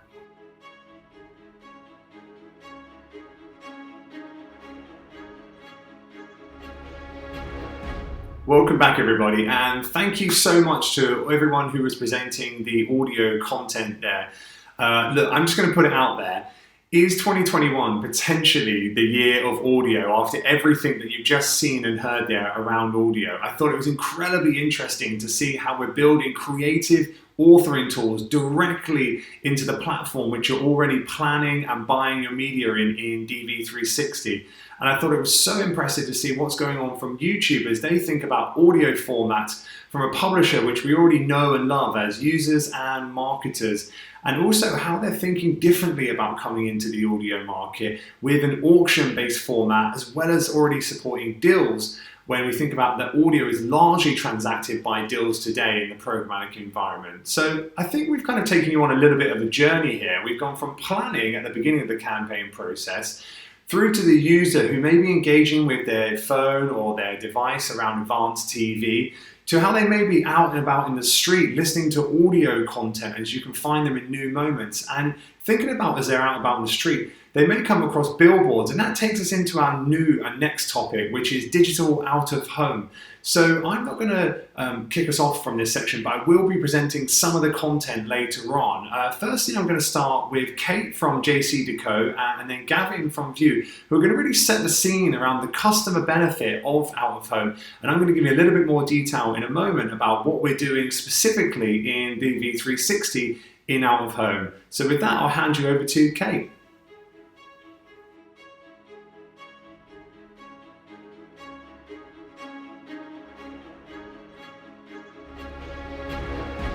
Thank you, Paul. Hello, everybody. My name is Kate Tovey. I am the Director of Commercial Strategy and Business Transformation at JCDecaux. So I'm going to spend 5 minutes talking to you about the value and benefit that out of home can bring and how we hope to help you make the most of your media spend. I'll start by giving a brief introduction to our business. JCDecaux is the only international outdoor company that is exclusively dedicated to out-of-home advertising. So we're very proud of the expertise that we have built up over the past 50 years in understanding global cities and their populations. We operate in a variety of different markets and environments, ranging from high streets and bus stops to transport hubs and airports, to shopping destinations and busy arterial routes. Now, as media consumption is becoming more fragmented, out of home remains a key medium that surrounds audiences in their everyday environments. Our increasingly sophisticated audience measurement systems show that we are one of the last remaining true broadcast channels, with out of home as a whole typically reaching about 98% of the UK population every week in the UK. Now, as with other channels, we have, of course, felt the impact of COVID more strongly in some environments than others. It is, however, really reassuring to note our live audience are showing that in the UK, across some environments, we are back to 80, even 90% of pre-COVID audience levels. Now, the rapid digitisation of the out-of-home environment is really starting to accelerate the technology innovation. And it means that we can communicate faster, more effectively, and with greater flexibility. Which brings me on to the key question for today, which is how can out of home add real value to your media plan by positively influencing the brand funnel and driving business outcomes? So there are 3 areas that I want to briefly cover. Each really is a sizable talking point that we won't really be able to fully do justice to today. So in the bullet points, I've actually signposted some further reading that can be accessed on our JCDecaux UK website. The first is audience. Now, I've already spoken about out of home's ability to deliver big reach and to do so quickly. But we've also seen huge advancements in data-driven targeting. The power of out of home has always been location, which combined with more sophisticated audience segmentation that you might be using for your online or mobile buying, for example, means a more targeted and omnichannel approach. All of our real-time audience tracking info can be found on our Back to Business hub. The second thing is priming. We think that there is a really powerful combination of public marketing and private marketing working together to create trust and to deliver enhanced outcomes. We have actually researched P²+C=5 publication that looks at out of home's priming effect across the brand funnel. Specifically, the effects of using digital channels to retarget people who have been exposed to out of home. We are seeing some really positive shifts in awareness and conversion, specifically footfall and bricks and mortar sales. But interestingly, also in consideration, which is something that we have termed as part of this study, the golden metric. We live in a world where it is hard for brands to gain attention now more than ever because of COVID. Our research is suggesting that trust is key to driving attention. And with out of home being in the public domain, it offers perhaps a bit of a shortcut to gaining that trust, which then primes audiences before they're exposed to other digital activations online. Finally, I want to talk about creativity. The creative concepts that exist in online and the best practice that you're also out of home. Context is really important. Smart data triggered activations deliver relevant messages to audiences at exactly the right time. So whether you're reacting to weather, as Starbucks have very effectively done here in this picture, or pushing different products at times of day, or perhaps even tapping into different moments, moods and mindsets, all of this means that we can reach audiences in a more engaging and contextually relevant way. I've already mentioned that attention is a limited resource because we live in an age of information overload. And our latest neuroscience studies are telling us that more attention equals better effectiveness by helping people through the funnel from awareness to conversion and driving these really strong business outcomes. So now I'm going to hand over to Gavin, who is here on behalf of our SSP VIOOH, and he'll talk to you through the specific programmatic opportunity in a little bit more detail.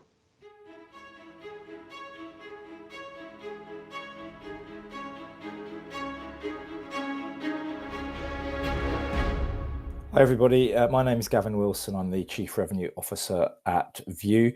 VIOOH is an SSP. We work with media owners around the world to help them monetize their inventory across traditional, digital, and across a programmatic exchange. And that exchange, that programmatic element, is something I'm going to talk to you about now just for the next few minutes. Now, programmatic has moved forward a long way in the last few years. Obviously, programmatic, very, very important in other channels, and it's fast becoming so in the outdoor market as well. It's no different to other channels in the sense that it offers that huge ability to target customers, both upper funnel and lower funnel, and of course can use data and precision to engage with that audience. So it really is both a broadcast channel and medium and a lower funnel, more direct response medium, often when positioned alongside other channels. So 3 key things I just wanted to highlight today, I guess, to reiterate the benefit of the out-of-home programmatic part of any media campaign. The first is that it is a really great way to leverage certain triggers and certain messaging. So, for example, a la programmatic in other markets, you can ingest data and use data to help make those key trading decisions via the DSP. And those triggers, of course, can be things like weather, they can be things like time of day or location of frames, or they could be things like the UV index, for example, when the UV index getting to a certain level, perhaps ads want to show. And we've run some really clever campaigns recently for brands looking to use really clever bespoke triggers. For example, another campaign whereby the emissions in the environment help to trigger a certain environmental message. So really, as you can see in that point 1, those influential moments and messaging can deliver high percentage uplift when there's really contextual relevance subject to that trigger, that moment, that reason for an ad to show at that particular time versus another. The second is when the programmatic outdoor market is used to leverage or enhance other channels. And that often can be alongside mobile. We find that obviously mobile with the geolocate mechanism, consumers on the move, goes really nicely hand in hand with that outdoor messaging. So we're finding many brands tending to want to use the programmatic element of outdoor to coincide with the mobile messaging as consumers are moving and going about their everyday lives. And again, certain frames can be used, certain time elements, certain data can be ingested in to only show ads on certain frames.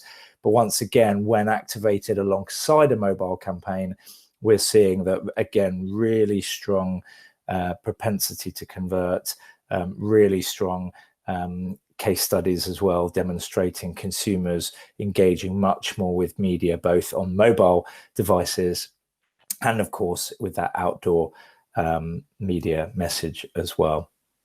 And the third quite powerful way we've seen that the programmatic arm of outdoor is being utilized is when we are also enhancing that customer experience when we're planning omnichannel. So many brands now using the flexibility of programmatic outdoor alongside those other channels. So for example, planning it in early enough to work alongside a video message or a display message or a mobile message, as I mentioned earlier. And I think, having that out of home elements that is really flexible, that can show media as and when, and obviously can really interlink to what that omnichannel customer plan and engagement plan looks like, really is a value.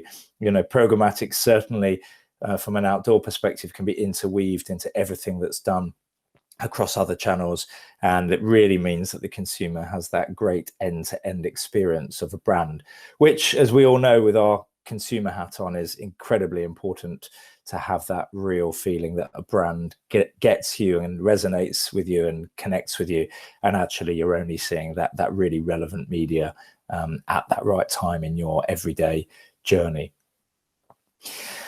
I also just wanted to highlight two final things that I think that programmatic in the outdoor market really is offering. There's a real convenience factor. There is in other channels, of course, but in the programmatic outdoor arena, the ability to trade, very simplistically, very, very kind of up to that moment, up to that mindset. In a COVID climate, of course, that's really important to have flexibility. But in any other climate, it's really important to be able to target an audience, to allocate spend, to set those triggers, and then obviously to drive media messaging against that audience, through that convenience, and not necessarily have to look too far ahead or necessarily have to get too precise, which is really important at the moment, of course, in an ever-changing kind of world where budgets need to remain fluid. And I guess the last part is the flexibility and precision. The ability to have that real seamless movement of budgets from channels, to be able to over-index or under-index and change and buy according to where perhaps an audience may be, or perhaps where a strategy may be, or perhaps where results may be. And we're finding in the programmatic outdoor market a lot of control tests now, a lot of kind of A/B tests, and a lot of methodology now that allows to really understand the uplift of audiences, whether that be going into stores or allocating or consumers looking to kind of develop a service or interact with a service. And that really is something that can be tracked, and that precision added with that flexibility really ensures that whatever those triggers are that you set via your DSP, then actually you can really monitor and measure customers against those. So I think the takeaway really is that programmatic in the outdoor market now, it's really quite refined. It's really becoming quite advanced. It's definitely offering that upper funnel brand awareness through mass scale, but it's also offering that lower funnel omni-channel measurable ability to really interact with precise audiences using those triggers, be it weather triggers, time triggers, or even those more advanced, sophisticated triggers. So yes, thank you for listening. Obviously do reach out after the event with any further information. And yeah, we look forward to hoping to work with you all soon. Many thanks.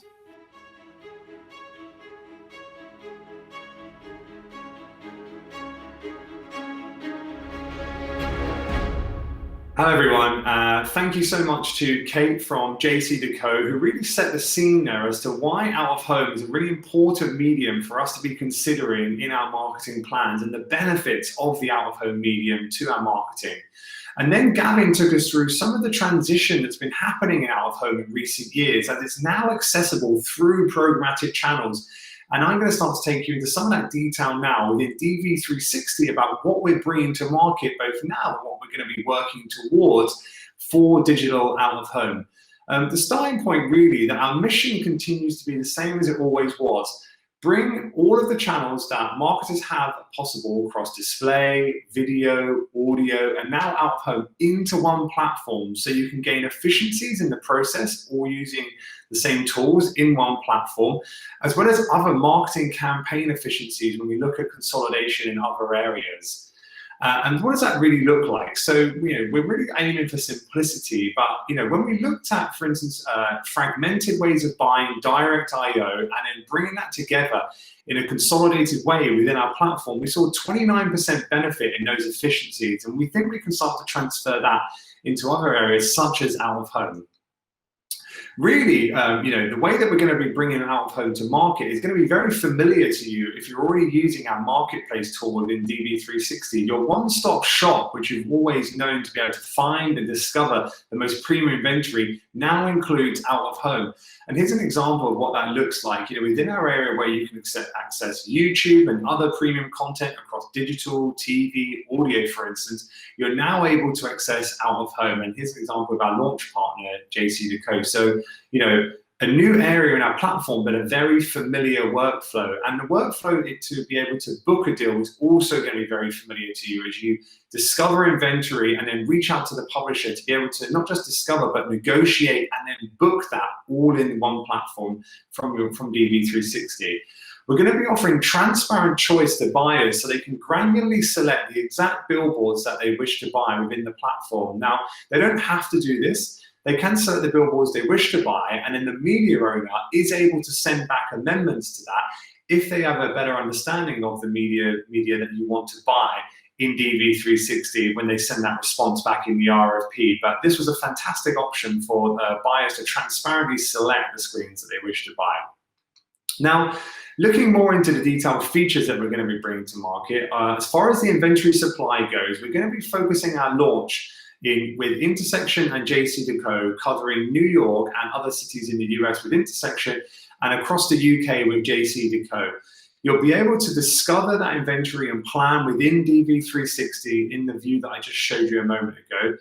You'll also be able to upload your creative and have that automatically sync to the media owner. And once that negotiation is also finished in the buying mechanism, your campaigns and your IOs will be set up automatically as well. So there's a small degree of automation there that we're adding value to you from an efficiency standpoint in your workflows.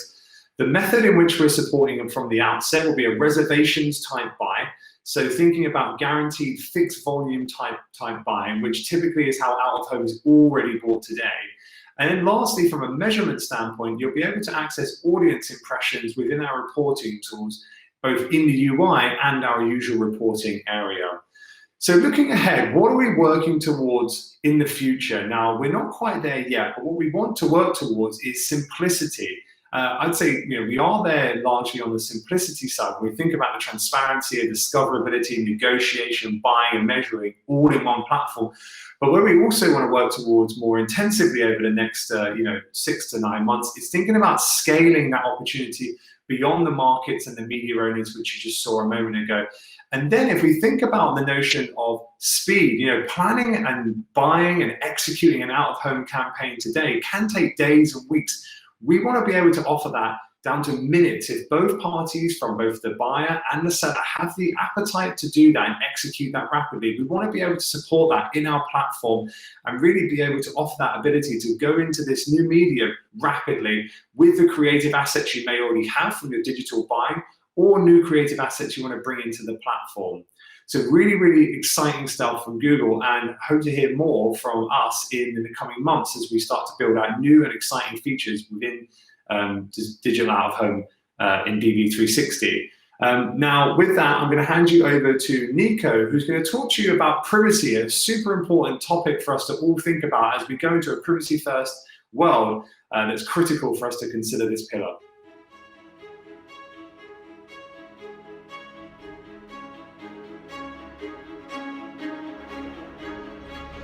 Thank you, Paul.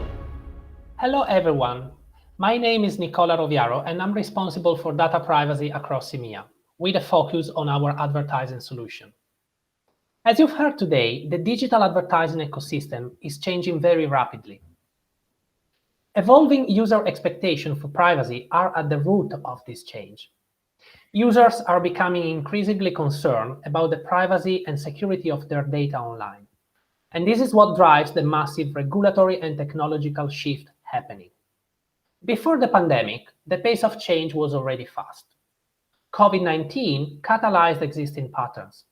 As an example, searches for online privacy have grown globally by more than 50% year over year when comparing April until June 2020 to the same time in 2019. As more people go online, more often and in new ways, it is critical that we take the opportunity to restore and sustain user trust in digital advertising. Google's approach to this changing ecosystem is grounding on the three principles of user transparency, choice, and control. And that drives our efforts to raise the bar on user privacy, starting from our consumer products. We believe that users should be able to easily see and understand how their data is being collected and used for ads. They should have choice, and they should have the ability to control and adjust their choices at any time. In this moment in time, it's paramount for our product teams to keep addressing key marketing use cases in cookie-constrained environments, and more in general where less user signals are available. Finally, our approach to defining future industry-wide standards to replace third-party cookies and identifiers is grounded on enabling a free ad-supported internet. In the next few slides, I'm keen to share with you a bit more of our work on these three areas. Privacy and security have been core to everything we do since our earliest days as a company. My Account is the one-stop destination where you can manage your privacy and security to make Google products work better for you, including managing your ad personalization settings and choose to auto-delete your data after a specific period of time. In 2019, we saw people make more than 2.7 billion visits to their Google account pages, and nearly 20 million of people around the world visit it every day. We have also built tools to make controls easily and directly accessible in our various products. As an example, we have expanded incognito mode across our apps and launched various auto-delete tools accessible via one click or one tap. Looking at our advertising platform, we are committed to helping marketers and publishers achieve their goals with less user signals available, delivering relevant ads and measuring campaign investment, leveraging machine learning and automation. On the measurement side, we are investing in privacy-centric, cloud-based infrastructures that allows customers to join their first-party data with data coming from their Google advertising campaigns, and better understand the impact of their paid media on their specific business and marketing objectives. And more in general, you will see new features coming in our ads product to leverage first-party collected data. Third pillar of our approach is continuing to enable a safe, free ad-supported internet. This includes developing new technologies, privacy-preserving alternatives to third-party cookies and similar identifiers, which have become obsolete technologies.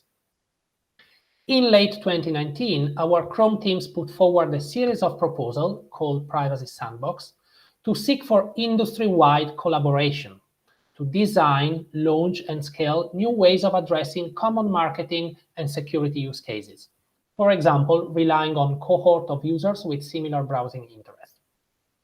We have been very pleased to see a lot of collaboration from industry players already in developing this proposal, including companies such as Criteo, RTB House, and others. Some of these proposals have already moved to an open trial stage. If you haven't done it yet, check out our Chromium blog post for more details. In parallel to developing Chrome's Privacy Sandbox proposal, we are also working with industry bodies like the IAB Tech Lab, REARC, and many others around the world to develop standards and solutions that work for everyone. There are no silver bullets on how the future will look like. This is a large and complex problem that requires a multifaceted response from tech bodies, tech standard bodies, browsers, operating systems, publishers, advertisers, and tech platforms. In summary, the ads ecosystem is evolving rapidly and challenging established methods of ads targeting and measurement.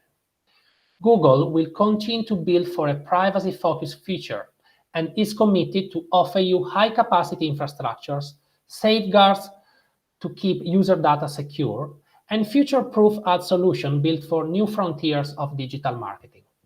So join us in shaping this new era. Thank you for listening to me today, and I'll now hand over to Paul Cox to wrap up today's session.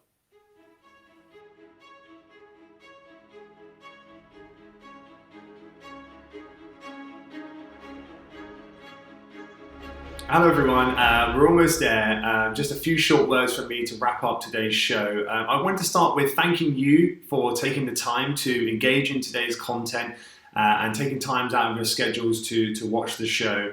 Hopefully it was useful, interesting, thought-provoking, how you can take Google's new frontiers into your marketing moving forward and really extract value for you as a business from using those new frontiers to reach consumers and customers in new moments and interesting ways.